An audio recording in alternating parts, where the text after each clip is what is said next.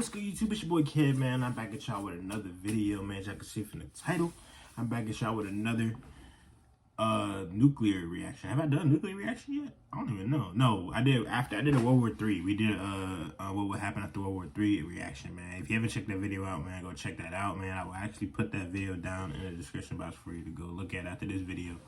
But today, man, we about to react to nuclear tests that went horribly wrong, man. I think that I'm not gonna lie, I think this is a real cool video, man, because I don't really know much. I don't know about really any nuclear tests or anything like that, but I feel like it was an interesting video because, like, I feel like a lot can go wrong with if a nuclear test goes really wrong. You know what I'm saying? So yeah, we're gonna see how this video goes. You know what I'm saying? Yeah. Before we get started, man, make sure y'all like, comment, subscribe, and make sure y'all, man, subscribe to our second channel. Where we do vlogs, pranks, all that, you know what I'm saying? If you wanna, if you're into that type of stuff, man, definitely go check that video out, man, channel out. But yeah, let's go ahead and get into this video. Between 1945 and 1992, the United States performed over 1,000 nuclear tests. Out of those, 216 were space, underwater, or atmospheric tests. While most of the testing took place at a test site in Nevada, the United States military tested the capabilities of these new weapons in other places as well, particularly within the Pacific Ocean. With such immense power in their hands, you would assume the scientists would take extra precautions to ensure innocent bystanders were not negatively impacted from the nuclear warheads detonating nearby. However, mistakes happen in every line of work, and there have been several cases where nuclear testing went horribly off the rails. While there have only been a few tests gone awry, one error is one too many when you're dealing with nuclear weapons. It is estimated that because of nuclear weapons testing in the United States, over 300,000 Americans have lost their lives. Today on That's what I'm about to say. Why? We're going to be going over two nuclear I don't know. That shit crazy to me. went horribly wrong. Like, I feel like, I don't know. That shit dumb, bro. Because I feel like you testing a nuclear bomb can kill people. On Like, March 1st, that's the point of the bomb. Like, a group of military officers, scientists, Marshall Island natives, and fishermen gathered on a small island to witness the testing of a new nuclear weapon. The testing was codenamed Castle Bravo, and its impact almost led to the deaths of them all. The experiment was designed to test the first thermonuclear explosion that was based on feasible technology. The goal was that this research would result in a deliverable H-bomb. The team designed a prototype wet fuel bomb that was based on the Ivy Mike weapon designed just a couple of years earlier. The bomb in question weighed 30 tons, despite only measuring 5 feet wide and 24 feet long. However, this bomb simply wasn't practical, which is why, for Castle Bravo, they used dry fuel consisting of lithium deuteride, which is solid and more lightweight. Scientists estimated that Castle Bravo would yield an explosion of roughly 5 megatons. With this in mind, they based where the safety zone would be, where people could watch the explosion and remain a safe distance away. Castle Bravo was set to go off at 6:45 local time, and from the second it detonated, onlookers knew something had gone terribly wrong. The nuclear explosion produced an overwhelming flash, even brighter than what scientists expected from nuclear blasts. The blast was so bright that men were able to see their bones appear as shadows through their own flesh. Blinding light made its way through every crack and pinhole within the secured facilities. The thermal radiation from the blast was far more intense than they were anticipating. Sailors on Navy ships over 30 miles away were reported as saying that it felt like a blowtorch was being directed right at their bodies. The subsequent shockwave far outside the calculated damage zone. The fireball forming from the explosion measured at roughly 4 miles in diameter and rose over 130,000 feet above sea level. Oh, and did I mention that it was hotter than the surface of the sun? Men who fought valiantly in World War II hot as shit. I ain't cat. To pray.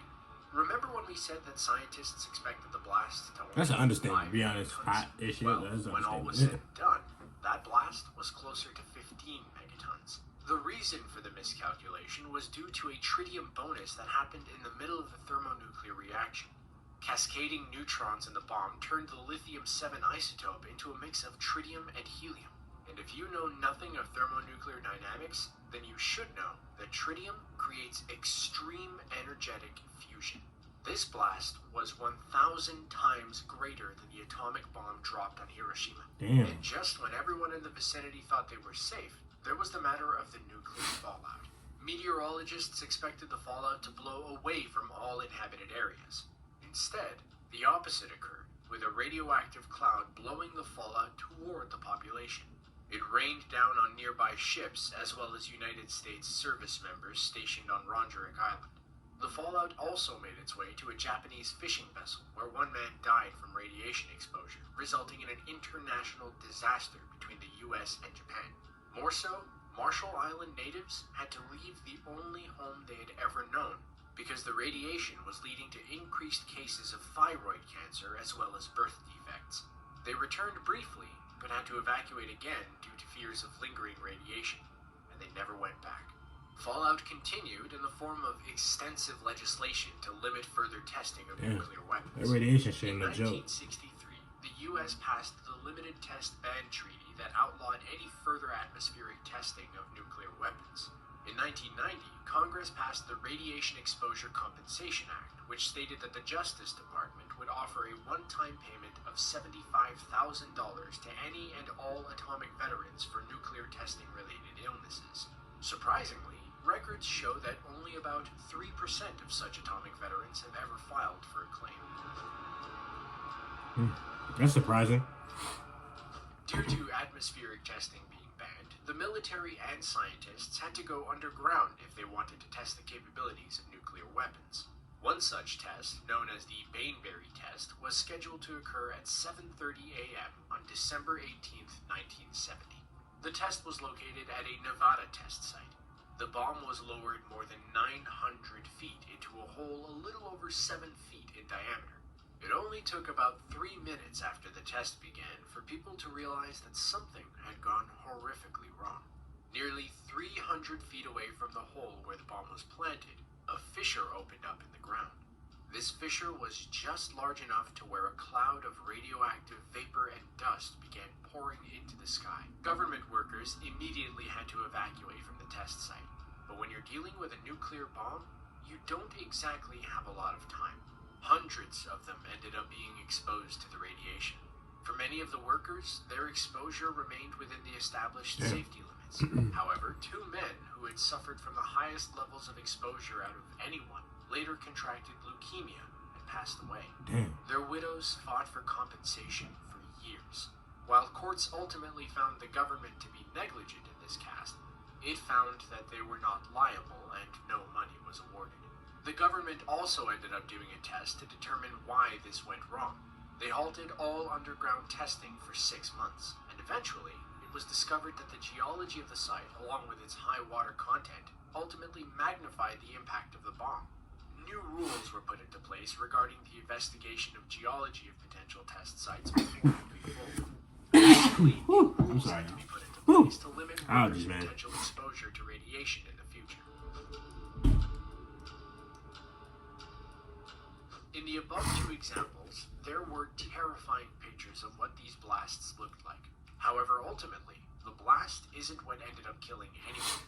People remained at safe distances from the detonations, and while things went wrong, no one was near the blast site. The real killer came in the form of radioactive fallout. The last nuclear testing occurred in the 1990s, and for good reason. New research has revealed that there has always been a hidden cost of developing nuclear weapons, and it's in the form of numerous American deaths. Between 1951 and 1973, it's estimated that anywhere between 340,000 and 690,000 Americans died as a result of nuclear fallout in their own country. Between 1951 and 1963, the U.S. tested nuclear weapons above ground, inadvertently exposing thousands of workers to fallout. In high doses, this fallout is deadly to humans, and even in low doses, it can still lead to cancer. The emissions did not remain localized at the test site. Instead, wind blew the fallout into local communities. Over time, it was revealed that towns near nuclear testing sites had significantly higher rates of cancer when compared to other cities. Much causes could be as high as 690,000. It seems as though the United States killed more of its own people to develop these weapons. The government has taken steps to reduce the number of people exposed to radioactive materials. Additionally, there was some blind luck associated with reducing the number of poisoned individuals. That shit dumb as hell to me, bro. Just sitting there killing your own people, though. Like, Nevada, which had a low atmospheric dispersal rate, meaning the fallout was less likely to make its way to nearby communities. The government was actually looking at other testing. like, I know they have to decided on Nevada, and test these bombs, that but it's decision like, come on, could have bro. saved Like, hundreds upon thousands of lives. Unfortunately, the impact of these tests lingers in American society. and there's no way they didn't know that these tests could possibly be really bad. To fallout and suffer from illnesses related to that exposure. Those people now rely on the government to fund healthcare. Nuclear testing has fallen to the wayside, with the last test occurring in 1992. This was due to the adoption of the Comprehensive Nuclear Test Ban Treaty that was created by the United Nations General Assembly. This treaty bans all nuclear explosions for both military and civilian purposes. The treaty has not entered into force, with 8 nations not yet ratifying. Nuclear weapons have a complicated spot in history. Yeah, I don't know. Me, my take on that is like, I don't understand why. There's no way they didn't know that these nuclear bombs, there was a high chance of it going wrong. Like, it's called a test. Like, I just think that's too risky, bro. Like, killing all these people, all these workers, bro. But I think the most surprising thing for me was when the government did do the little bill, basically, where they passed the bill where they banned nuclear tests, but testing nuclear bombs, like, and only 3% of veterans like filed the claim, to get that money, $75,000. Shit, I would have claimed that shit. I guess it's basically for any people that got an illness from nuclear bombs. You basically put a claim in and get $75,000 from the government. That's easy. That's easy money. You know what I'm saying? That's surprising, only 3%, because that's not a whole lot. But yeah, bro. That's gonna do it for this video, man. Make sure you guys like, comment, subscribe. You guys let me know in the comments, man. Send me other videos, man, if you guys want me to do this similar to this, man. I definitely got some, and I do got some storm chasing videos that I gotta do. Those are gonna get done soon, so yeah, make sure y'all stay tuned for those. And yeah, I'm not even gonna tell y'all what tornadoes they are. You know what I'm saying? Y'all's gonna have to wait and see. You know what I'm saying? But yeah, more videos, more content coming, bro, from both channels, this channel and our second channel. So make sure y'all stay tuned, and I'll catch y'all next episode. Peace.